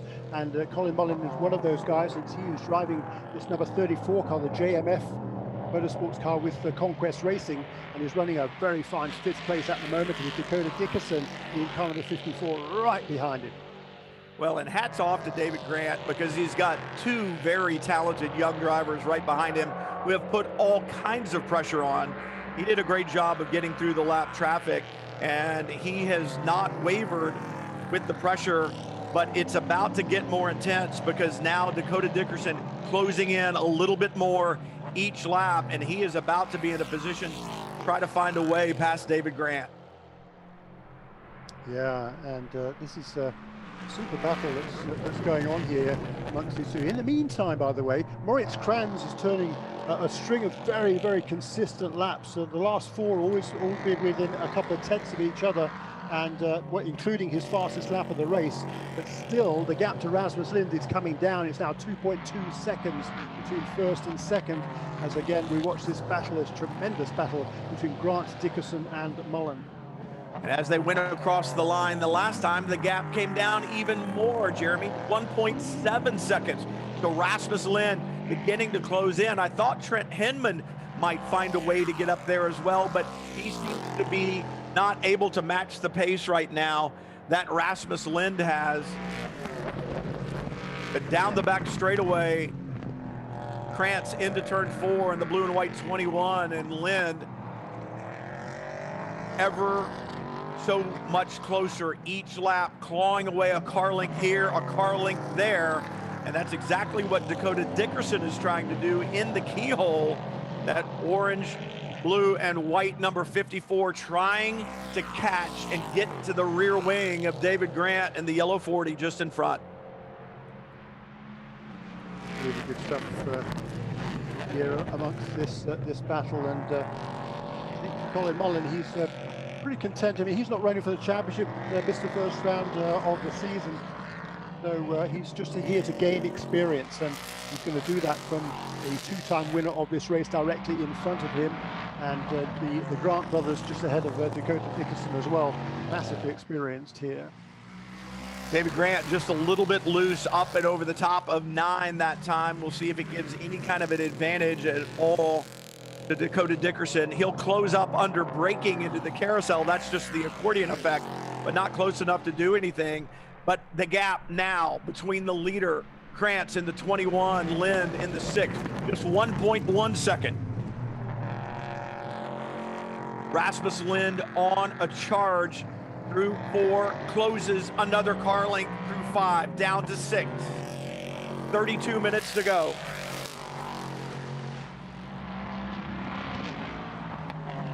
Yes, there's still plenty of time in this race, that's for sure. And Dakota Dickerson, you know, he knows that he has the time, he has the speed to find a way past David Grant, but he's going to outfox his more experienced rival here. He's going to find a way past him. While up at the front, the experience of Rasmus Lind in open wheel cars in this track is certainly going to help him. But again, Moritz Kranz, even though this is his first time here, and again, another super consistent lap there. 1 minute 18.00 it was last time around. Across the time this time at 1:18.3, so that's actually slowest lap for quite a long time. As a flash of the lights there from Rasmus Lind, just in case Moritz Kranz didn't know he was there. Now 0.6 of a second. Another half a second gained for Rasmus Lind through the keyhole. Down the back straightaway again with 31 minutes to go. Plenty of time. Catching Moritz Kranz is one thing, getting by him is another, but a half an hour is what you have to work with if you're Rasmus Lind, and I'm sure the crew on the radio with him saying, get there and then we'll figure out a way by. First things first, right? Yep, absolutely. Dakota Dickerson back in 5th, still working on David Grant. For Dakota Dickerson, I've got to root for him a little bit, because I was sitting in the trailer with the team yesterday saying, you do realize you're going for 3 in a row. The engineer stood up and walked out and said, thanks for that. Yeah. If we don't make it 3 in a row, we're going to blame it on you, because I don't know that anybody knew that. So now you've added this pressure. So I'm going to be persona non grata around that camp if the 54 doesn't come home with the victory. Trust me, Dakota knew that. Yeah, but race car drivers know their records, don't they? Absolutely right, they do. But this is a super battle now. Moritz Kranz not taking any defensive lines there into the keyhole turn. He's just concentrating on making a good exit to that corner, launch himself onto the fastest part of the course, because the best overtaking opportunity here at the Mid-Ohio Sports Car Course is at the end of this straight under heavy braking for turn 4, and Kranz has got a good lead coming down that straight. This is Duquesne versus Ligier. Duquesne for Moritz Kranz and Mueller Motorsports America in the lead of this race. In car number 21, Rasmus Lind, the Motor 6 Performance Tech Motorsports Ligier in second place. He's a faster car, but can he find a way around? Perhaps a better drive off the keyhole that time. Maybe that little bit of top speed edge that the Duquesne chassis had.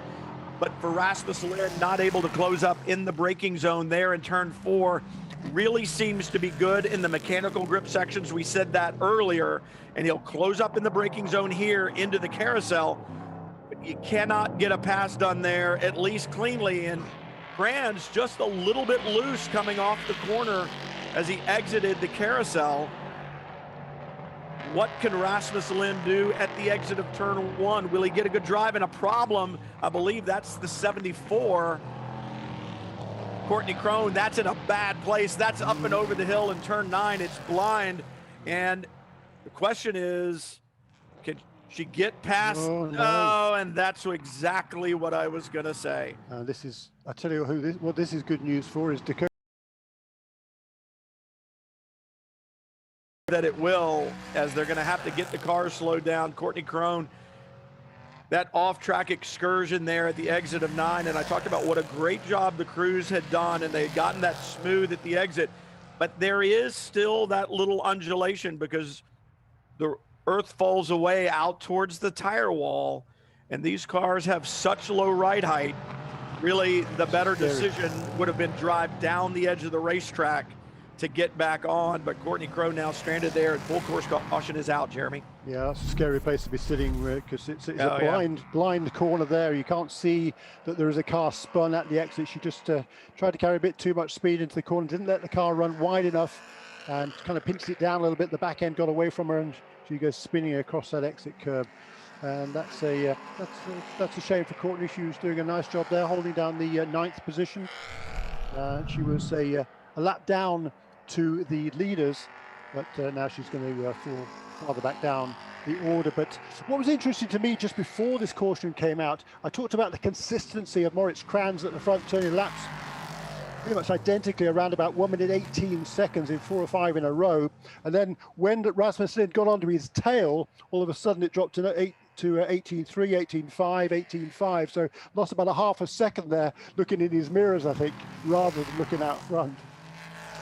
Yeah, it's interesting, and I'm kind of sitting here going, all right, you know, was Maurice Kranz just saving tires a little bit, wanting to make sure he had something at the end to do battle with? If that was his mindset, certainly now this full course caution is going to give him a chance to cool the Michelins down and have a better car underneath him. But guess what? Everybody else that's behind him is going to have that same opportunity, that same advantage. 26 minutes to go in this race, and it's going to be a gunfight. Well, it is, and this is going to be fun. This is certainly exactly what Dakota Dickerson needed in particular if he's going to have any chance of defending his championship lead here, because even if he finishes second behind Kranz, the championship lead is going to go away. There's a 30-point differential between first and second for each race. There's only a 10-point differential between the pair of them in the points coming into this weekend. So Dakota Dickerson, he was in 5th, and he was about well over half a minute behind the race leader. So there was no way he was going to catch him, even if he was going to be able to find a way past David Grant ahead of him. But now with this caution period, it's going to close right up again. And Rasmus Lind, I don't know whether he really needed this caution or not, but it's certainly going to be interesting at the restarts. The tyres are going to cool down, Brian, aren't they? So it might take a lap or two to get them really up to where they need to be to get the ultimate lap times out of them again at the restart. Well, I think lap traffic could be an issue as well. Inside 30 minutes from the checkered flag means a short yellow. So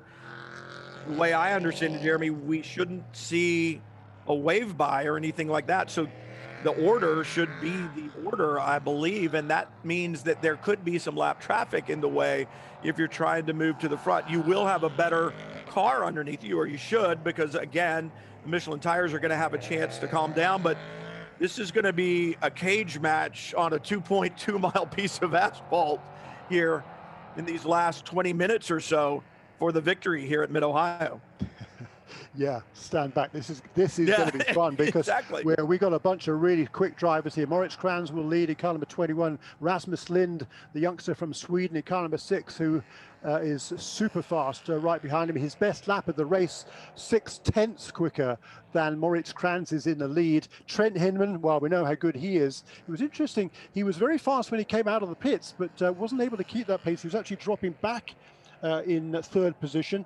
He fell from, he got as close as 9 seconds. He was almost 16 seconds behind the leading pair when the caution period came out. But this is, as you said, Brian Till, this is going to give an opportunity for Trent Hinman to cool those tires, and maybe he's got something in the closing stages. Right behind him, David Grant, Dakota Dickerson looking for the three-peat here, and Colin Mullen. And then right behind Colin Mullen is going to be Mike Skeen, who has set the fastest lap of the race so far, and Stephen McAleer, a former winner in this series as well, will round out the top 8 and all of the cars on the lead lap. What's great about this race and this racetrack today was exactly what we just saw, and that's not the cars on the racetrack, it's the fans on the hill there in the area known as Madness. Still social distancing, but the fans are back at the racetrack. Hats off to Kim Green and Kevin Savory for what they have done to make sure that the fans are back at Mid-Ohio enjoying this race and the entire WeatherTech Championship and all the series that run with them. That's great to see right there. Families, kids on the hillside enjoying a gorgeous day here at Mid-Ohio in Central Ohio. And we're back to go back to green. Restarts happen on the front straightaway. The main start happens on the back straight. Hinman in that bright yellow number 7 lines up third. He is going to be putting some pressure on Rasmus Lind in front. What does Lind have from Maurice Krantz? And here we go, lined up. Green flag is out, and Krantz has 22.5 minutes that he needs to focus forward and try to keep that car in front. Dakota Dickerson inside David Grant, down towards the keyhole. He forces his way in. Can he keep the car on the apex, get the drive off, and stay in front? Grant slides a little bit wide. Dakota Dickerson has some breathing room, and now Colin Mullen in the red and white 34 next to pounce on Grant. Can he get by? What does Rasmus Lind have for the leader? Nothing in the brake zone. He looks deep, but not going to get it done. David Grant, the bright yellow 40, defending, and Mullen now off. Keeps the car going. Good for Colin Mullen to keep the car going, but that is going to set him well back. Tried to stay on the outside of David Grant there through turn 4. Just got out to the dirty part of the racetrack and couldn't keep it on the island. Meanwhile, Rasmus Lind really pressuring Maurice Krantz. Great restart there for Moritz Kranz. Very, very impressive, because Rasmus Lind, he was chomping at the bit there trying to make that pass. Trent Hinman right behind him. A really opportunistic move for Dakota Dickerson to find a way past David Grant. He is now going to be right on this tail. 4 cars head across the line to complete their 60th lap. This is going to be minutes remaining. Yeah, this is going to be some great racing, Jeremy. 21 minutes to go. You look at this lineup up front, it is some of the most talented young drivers you will see anywhere. Looking back further, the white number 3, Mike Skeen, inside the 60 of Tonis Kasemets. He picks up a position. Could Skeen get up to the front and join this battle? Yeah, actually, that's not a battle for position, because Tonis Kasemets in number 60 is a couple of laps down after that spin early on for Bruce Hamilton, but Tonis is fast, and he's not going to worry about the fact he's a couple of laps down. He's just going to drive this car, number 60, Volvo Racing, as fast as he possibly can. That is fast. Something we haven't seen all day long. Maurice Krantz starting to go defensive. Middle of the racetrack in the braking zone in turn 4. Rasmus Lind, I believe, Jeremy, has the faster car, but how do you get by? We talked about it. 2.2 miles, 13 corners worth of frustration and the opportunities to pass very limited here at Mid-Ohio. You've got to get it done, and you've got to do it with confidence and some aggression. Yeah, it's the aggression factor. That's going to be the critical thing for Rasmus Lind. You know, how long does he wait? I'm sure he was hoping to try and make a move at the restart, but it was a brilliant restart from Moritz Kranz. It really was. I mean, that's not a bronze driver restart, I can tell you that. That was seriously impressive, because he was able to get right on the pace. The tyres would have cooled down considerably, but he was able to absolutely run the same pace, if not even a little bit faster than Rasmus Lind on that first restart lap. A little bit surprising to see Trent Hinman not a little bit closer, and I think you pointed it out, Jeremy, that the balance of that number 7 racing entry, just not the way they wanted. That Ligier, they won at Sebring. Great drive by Alan Brynjolfsson and Trent Hinman there. But, you know, this is a team that's focusing in multiple classes of IMSA, and they ran the Michelin Pilot Challenge yesterday, also running in the Prototype Challenge category, and just really hard, I think, for that Mike Johnson-led team to make sure that every car that they run in all of the different classes is absolutely the best. Really easy to be just a skosh off here at Mid-Ohio and not be able to attack. Hinman trying to hold on. Dakota Dickerson just behind him in the 54 wants it. Speaking of, Lynn wants the lead. Kranz with a good job of maintaining it right now, but let's look at the end of the back straightaway and see what happens there. That's where Lynn. Yeah, this is great stuff. And for that Archangel Motorsports team, the much 3 separate operations that they run the Aston Martin for and Alan Brynjolfsson in the Michelin Pilot Challenge Series. They raced yesterday. Also involved in running an Acura GT3 car for Magnus Racing in this afternoon's WeatherTech Sports Car Championship race as well. But there's really no crossover between the crew members on those 3 organisations, other than Michael Johnson himself calling the strategist. But that car number 3 is one to watch. Mike Skeen, he's found a way past David Grant, and he is now on this the tail of this 5-car battle for the lead. I was going to say, I know whose car is working, and that's Mike Skeen. We saw him get past Tony Kazimierz just a couple of laps ago, and he is charged right up to join this battle. The first 4 cars in line. Skeen, the 5th car, that white and light blue, number 3, and he is setting a torrid pace right now. Great stuff. This is a really fun race. We've got the top 7 cars covered as they come across the line by around about 5 seconds, and Colin Mullen with that mistake of just lost a little bit of ground, but Dakota Dickerson now having to go defensive to keep Mike Skeen behind him. Skeen is on a charge, and Dickerson knows that he has been hunting him down, so as you said, had to go defensive a little bit. And I wonder, you know, we talk about the differences between the Duqueine chassis and the Ligier. The number 6 of Rasmus Lind in a Ligier, so is Mike Skeen, so is Dakota Dickerson. That car, at least in the past, has come up to speed quicker than the Duqueine chassis that Maurice Krantz, the leader, is running. And maybe that's what we're still seeing a little bit. In the beginning, on that restart, Lind really able to pressure. But once the tires get up to temperature, perhaps that Duqueine settles in. It is a good, stable platform, because it seems like Rasmus Lind doesn't have the opportunity to be aggressive like he did in the first couple of laps after the restart.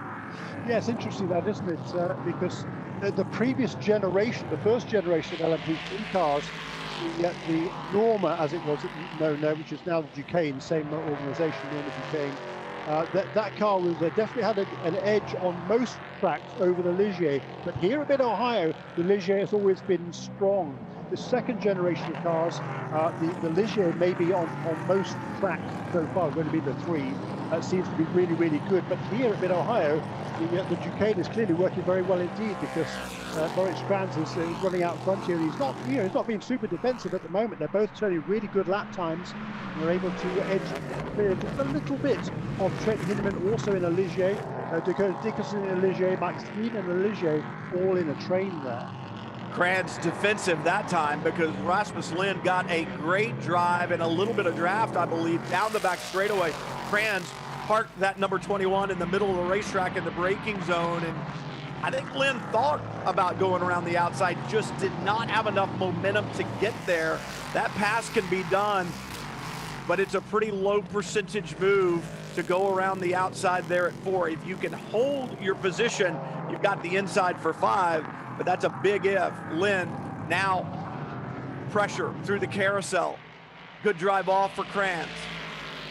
There's an ebb and flow to this. Areas of the racetrack, Lynn claws back a little bit more. Certain other areas, Kranz able to eke back out a couple of car lengths.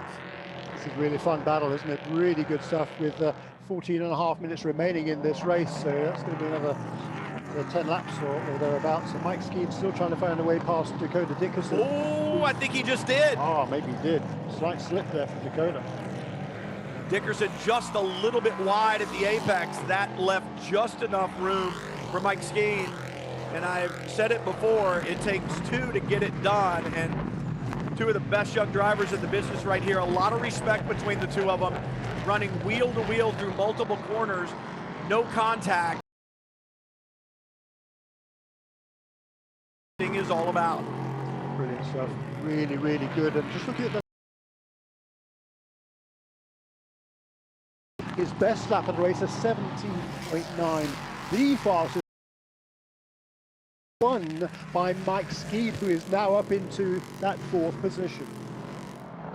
Leaving nothing on the table, and sometimes not leaving wheels on the racetrack. You saw the dust kicked up at the exit of turn 9, and in that braking zone, Lynn, it's so frustrating. You close up in the braking zone or the carousel and you think, I've got this, but then the car in front of you gets back to the throttle first because he's got a couple of car lengths on you, and then they squirt away again, and you just got to drive your line, focus forward. Hopefully that performance will get you there. Lynn tight to the inside through the keyhole, looking for the drive off. See if he can close a little bit. Again, will Kranz have to be defensive at the end of the back straightaway? Not this time, because Rasmus Lynn did not get that drive off of the keyhole like he got the lap before. Perhaps the first time that Maurice Kranz has been able to take a... Yeah, that's true. He's driving a beautiful race there. He's not getting too defensive. He's not getting rattled. He's been driving for a long time. As you say, going on, how he still races a bronze driver is absolutely amazing, really, considering the performance he's shown here. But of course, it's not down to IMSA to make that call. That's the FIA driver ranking. So he obviously knows the right people at FIA. You said you weren't going down that rabbit hole. I did, didn't I? I lied. Mike Skeen now has closed up to the back of Trent Hinman in that bright yellow number 7 from Bolt Racing. And Skeen has been masterful after the restart. Can he pick up yet another position? Can he get to that final podium step, or maybe even beyond? Yeah, time is ticking away. There are 12 minutes remaining now in this race, so he's going to have to make his moves pretty quickly. And for Trent Hinman, he'll be wanting to build on the victory that he and Alan Brynjolfsson had at Sebring last time out. They were looking good yesterday until there was a rare mistake from Trent Hinman. He actually made his hair shared, and he was assessed a penalty for that, so that cost him a lot of... Actually, he went off the road, didn't he? So here today just to get some good points and not make any mistakes. Like you said, 4th in the championship, and that's what everybody's thinking about. And I think there comes a point in time in the race where you just have to say, this is what I've got. My good friend Dorsey Schrader always says, if you've got a 5th place car and you finish 5th, then you won. Yeah. If you've got a 5th place car and you crash it trying to get 4th, shame on you. And if you've got a 5th place car and you win in it, then you had a lucky day. So you kind of get to the end of the race and you go, all right, I think it's more important that we take the bundle of points that we've got here and move on instead of trying to throw it all away to get a position that you're not going to get. Mike Skeen still pressing forward, and they're not really in it in the championship. And that's another category where or another place where, as a driver like Trent Hinman, just in front of Skeen, or Dakota Dickerson just behind him, yeah, they're going to affect the amount of points that you're potentially going to get if the 3 car finishes in front of you, but they're not really in it in the championship. So you've got to be careful about throwing things away just because you're trying to keep that car behind you. You always want to get maximum points, don't get me wrong there, but that's the difference between being a smart race car driver and a fast race car driver. It is, and a great lap last time. That's his best lap since the restart, 1:18.3 for Kranz, and all of a sudden he's got himself a margin over Rasmus Lind of more than a second, which he might need because he's just going to be coming up to lap a slower car. Well, that's what I was going to say. That lap traffic could, for Kranz, is looks like he may catch him down the front straightaway and be able to get by, and does, and a really good job. I believe that's the 47 of Cangialosi, who just is out of the way, letting the leaders go by, not getting involved in anything. And again, a young driver, but very talented, understands where they fit into this puzzle and not going to get in the way, because you never know when you're going to need that favor back down the road. Yeah, very true. And you'll probably tuck in behind us a lot and try and learn a bit as well. Gary, as you say, he's a former front runner, former champion in the F1600 series. He's definitely got a good future ahead of him, just not going to be his day today, so he steers well out of the way of all this leading group. And now Rasmus Lind, he seems to be struggling at this stage in the race. He's losing ground now, lost another 0.2 of a second last time around to Moritz Kranz. Yeah, I was just noticing that, Jeremy. It was on that long shot, all of a sudden, Kranz is gone. Yeah. And it's not because he's driving that much faster, it's because Lind is backing up, and he's going to have to fight with Trent Hinman and Mike Skeen and Dakota Dickerson, who is now back in the battle. I think Dakota Dickerson's Michelins have gone away a little bit. You saw him wide there in the carousel, doing everything he can, but I don't think he has the balance in the 54 that Mike Skeen has in the 3 just in front. Mike Skeen may have one of the best race cars on the track right now, as he is putting pressure on Hinman, and Hinman goes defensive.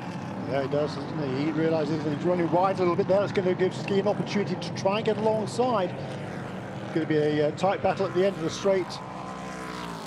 As Hinman's slowing. Hinman's slowing. They may have cut down a tire there. They may have gotten that winglet on the 3, and indeed it did. It cut down the right rear for Trent Hinman, so Trent is out of the equation. That's troubling for them, I know, and he will not be happy about that, but that's close racing through the keel. Skeen is going to see a little gap, puts the nose in, Jeremy, and I think Trent tries to defend, and the gap closes down a little bit. The nose of the 3 was already there, and the contact is made as they come off of the apex curbing, and that winglet, that dive plane, or the splitter on the 3, cuts down the right rear on the number 7. Yeah, really, really unfortunate there for Trent Hinman. Skeen now up to 3rd. I wouldn't think there would be any damage on the front of the number 3 to affect it in any way, shape, or form. So Skeen could have a good car underneath him. It certainly wasn't intentional. I don't think it was overly aggressive. But Skeen now up to 3rd.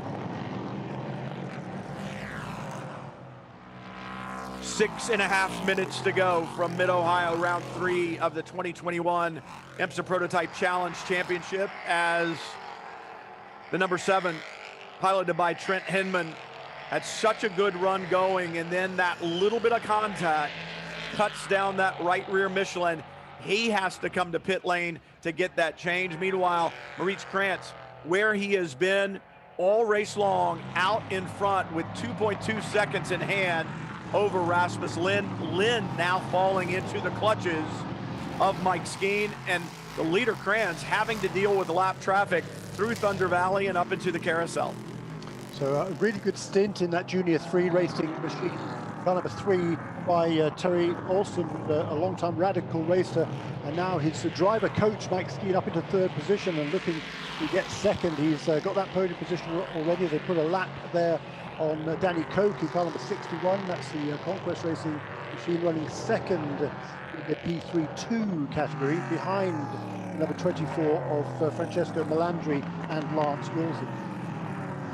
Denise Kasmets, that carbon fiber number 60, that carbon fiber color. I kind of quite like it. I know a lot of other people like the brightly painted cars, but that bare carbon fiber of the 60 looks menacing as he's working his way through. And talk about menacing, Mike Skeen menacing Rasmus Lind in the 6 right now, and I think the tires are gone for Rasmus Lind. He's holding on, and Skeen really putting pressure on now.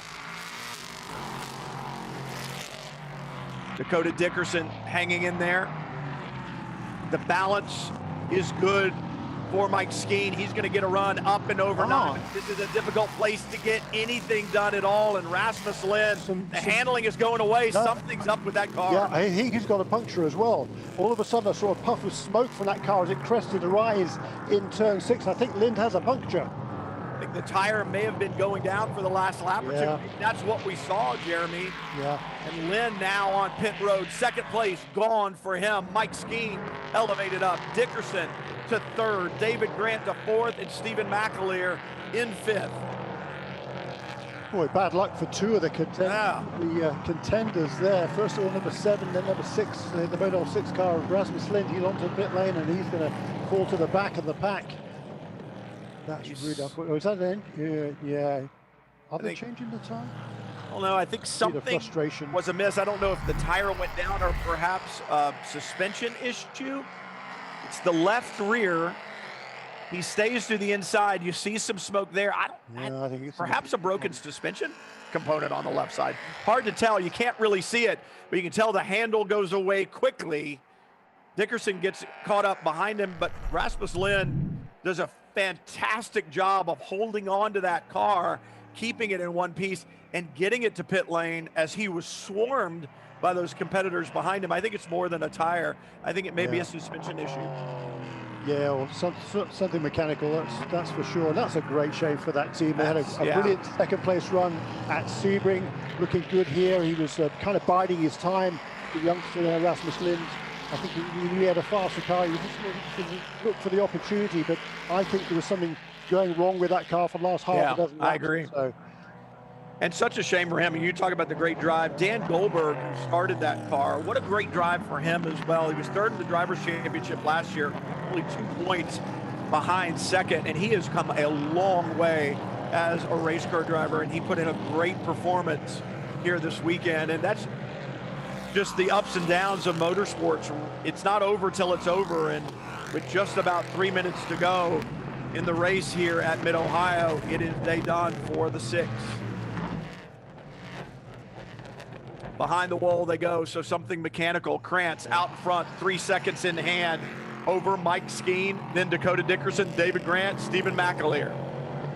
Okay, so how much speed does Mike Skeen have? We will find out. The bad news for him, he's got a 3-second deficit and only a couple of laps remaining. I don't think it'll be white flag this time around. I think we're going to have 2 more laps in this race. Yes, we are. We're going to have 2 more laps. But there's a fair bit of ground that Mike Skeen in that kind of a 3, that Cops Industries cars. And a shout out here to the Palmer family who generally drive this car. Some medical issues in that family. We wish them the very best to get them back behind the wheel of the car soon. Absolutely. But Mike Skeen is pressing hard in 2nd place. Know that your car is in good shape and obviously well prepared. That's for certain, because Mike Skeen driving it to the front right now. Krantz, the lead has diminished 2.1 seconds, but only a couple of laps to go inside 1 minute and 15 seconds down the back straightaway one more time, but no traffic in front. That's good news for Krantz, not so good for Mike Skeen. He's got clear sailing to try to get to the rear wing of the 21, but he's not going to have any help, I don't believe, anyone holding up the 21. Last time around, Mike Skeen was 0.8 of a second quicker, 2.1 seconds behind he was as he crossed the line. 2 laps to go. You could be right with it. It's right there. Yeah, we talked about it. Catching Maurice Krantz is one thing. Getting by him, especially on the last lap, may be something entirely different. But there is no quit in Mike Skeen. That Junior 3 entry charging. 2.1 seconds at the line. The last time by, white flag waved. The gap has been cut to inside 1 second. Running out of time, running out of distance, but not running out of desire. Mike Skeen pressing, closing into the keyhole under heavy braking. The gap has diminished. It's now only about 4 or 5 car lengths. Does Skeen have enough? The best passing zones on the racetrack are soon to be behind him. If he's going to get this done, Jeremy, we talked about aggression earlier. It may take a fair amount of that to get this done. It's going to take a lot of that, but he's not going for the championship. He's just going for race wins. He was 1.1 seconds quicker on the last lap. The gap as they crossed the line to begin this white flag lap was less than a second. Mike Skeen, nothing to lose, everything to gain. Maurice Krantz, he and Lawrence Hare, they won at Daytona in the opening round of the Prototype Challenge Championship for 2021. 3 pole positions in a row. Can they find their way back to the top step at Mid-Ohio? It's a solo drive for Maurice Krantz. Will it be a solo victory through the carousel one last time? Checkered flag awaits. Krantz with the victory at Mid-Ohio, but for Mike Skeen, what a drive, just 0.4 of a second at the line, and this is what we've come to expect from IMSA Prototype Challenge. The unofficial results: Krantz, then Skeen, Dakota Dickerson, championship leader. He and Josh Sarze finished 3rd. That's 1 better than they finished here. Well, no, that's 2 spots less than what they finished here. They were looking for the 3-peat. David Grant, a good top 5 run. Stephen McAleer, a good top 5 run for them. They finish in 5th. For Colin Mullen, what a great job and what great talent he showed, but that off in the battle there going into turn 4 has moved him back to the 6th position, but some good stuff. Trent Hinman, the cut down tire, has him in 7th. Tonis Kasemets missed a couple of practice sessions because he was over in Indy doing his coaching duty. He and Bruce Hamilton end up in 8th, then the 46 and the 74 round out the top 10. Rasmus Lind, what kind of disappointment does he have, Jeremy? Well, but what a great race that was. A brilliant drive by Moritz Krantz. A best ever result for Junior 3 Motorsports in 3rd place. In 2nd place, excuse me, 3rd place once again for Dakota Dickerson. And let's have a quick look at the championship points, if you like. 960 for Moritz Krantz to the 920 of Dakota Dickerson and Josh Sarge. So the top 2 will exchange positions. In 3rd place will remain the Grant brothers, Keith and David, on 810 as they head to round 4 and into the second half of the season for the IMSA Prototype Challenge. Great stuff as Maurice Krantz gets ready to celebrate. There will be champagne on hand. It's another victory, the 2nd on the season for this team. But as you said, Jeremy, hats off to not only the great drive that Maurice Krantz put in, but he has been with Mueller Motorsports for several seasons now in different classes. And that camaraderie, that gelling as he takes the checkered flag and begins his celebration and his drive to victory lane. This was a team effort. They came to Mid-Ohio with a car they had not run here before and a racetrack that he had not seen. He took the victory and has returned to victory lane. The best thing is fans have returned to the racetrack, and that is great to see. Next up, Watkins Glen for IMSA Prototype Challenge. We will see you there as the checkered flag has fallen here at Mid-Ohio. So long, everyone.